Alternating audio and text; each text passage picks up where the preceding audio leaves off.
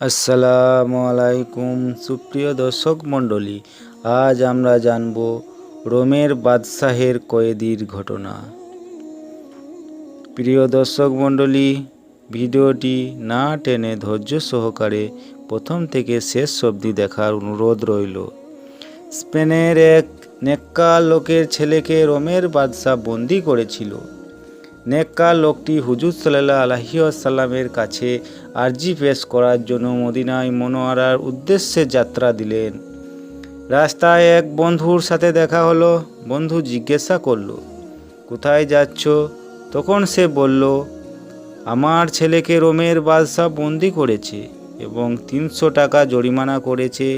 আমার কাছে তো এত টাকা নেই যে যা দিয়ে ওকে মুক্ত করতে পারবো। তাই আমি হুজুর সাল্লাল্লাহু আলাইহি ওয়াসাল্লামের কাছে ফরিয়াদ করার জন্য যাচ্ছি। বন্ধুটি বলল, মদিনায় মনোয়ারায় যাওয়ার কি প্রয়োজন আছে? প্রত্যেক জায়গায় থেকে তো হুজুরের সাফায়াত কামনা করা যায়। নেককার লোকটি বললেন, তা ঠিক, তবুও আমি ওখানে হাজির হব। সে মতো সে মদিনায় মনোয়ারায় পৌঁছে রওজা শরীফে হাজির হয়ে স্বীয় হাজত পেশ করলেন।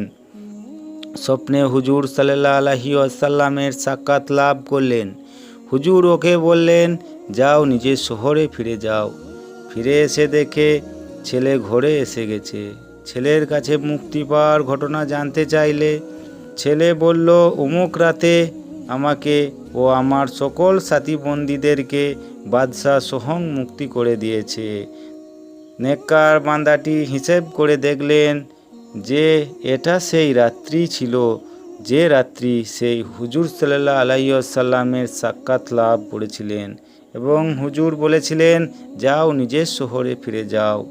আমাদের হুজুর সাল্লাল্লাহু আলাইহি ওয়াসাল্লাম প্রত্যেক বিপদগ্রস্ত ব্যক্তির সাহায্য করেন এবং রওজা মুবারকের তাশরিফ রেখে স্বীয় উম্মতের সহায়তা করেন। যে কোনো জায়গা থেকে তার গোলাম তার সাহায্য কামনা করলে তিনি তার রহমতের হাত বাড়িয়ে দেন। বুজুর্গানে কিরাম হুজুরের দরবারে বিভিন্ন ফরিয়াদ করতেন এবং কেউ একে শিরক বলেনি।